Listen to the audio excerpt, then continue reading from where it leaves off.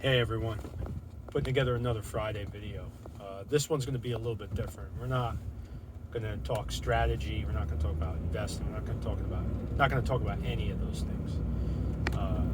This past week, I've had a lot of interesting conversations with people that are trying to get started. Some people are already in it. Some people are, trying to get started in real estate, I should say. Some people are just straight up, just business owners that are just doing it, getting it done every day. And there's like a common theme amongst those who want to get started, and it's I can't right now. And those four little words have a lot of meaning. And you might be in a 9-to-5 job that you want to break away from in the future, and you want to get started. Maybe running your own business. Maybe you want to go into real estate. Whatever it is. I can't right now is just us procrastinating, doing the things that we need to do to get there, to get started. We all do it. I do it. Other successful people I know, they do it. And we have to find a way to kind of fight through that noise to get us to the next level. And sometimes we have to double down, right? We might have to do our 9-to-5, come out, and then do our after hours, nightly hustle, right? When I was first electrical contracting, when I first started out in the electrical contracting space, I would work my 9-to-5 during the day. I'd come home, I'd come out of work, I'd go to the supply house, and I'd race over to the job or whatever and work until 8, 9 o'clock at night. Mondays, Tuesday nights, Wednesday nights, didn't matter. Work all day Saturday, work all day Sunday to get these jobs going. One day I woke up and I just had so much of my own work that my 9-to-5 just didn't matter.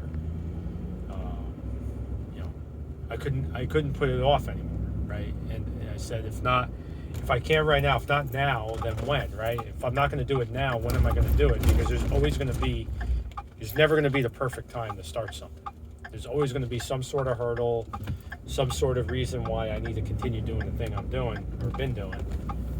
And at some point, you got to take the leap. And sometimes you're going to take that leap, and your finances are going to be, crappy for a while. Your income may not be where it was. And then a few months into it, half a year into it, a year later, all of a sudden, it's just like magical.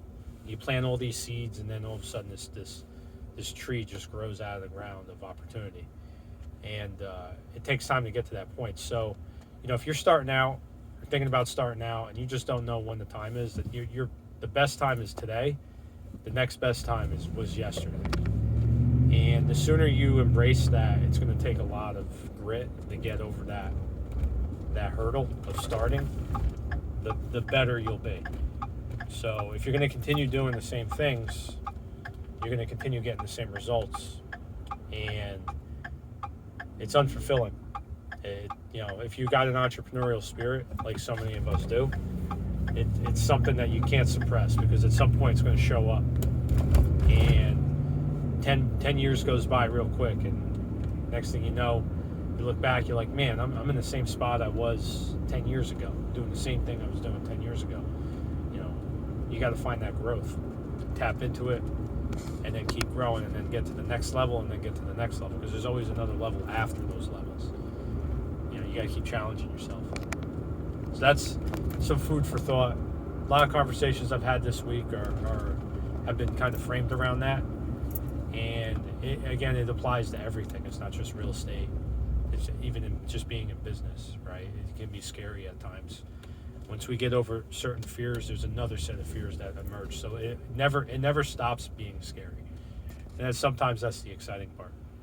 And for people that just want to work their day jobs and come home, that's totally fine, right? Like, there's a place for that, where entrepreneurs and business owners need those reliable, trustworthy people to come in, and they do perfectly fine too. But if you want more, you're gonna have to do more, and you're gonna have to start.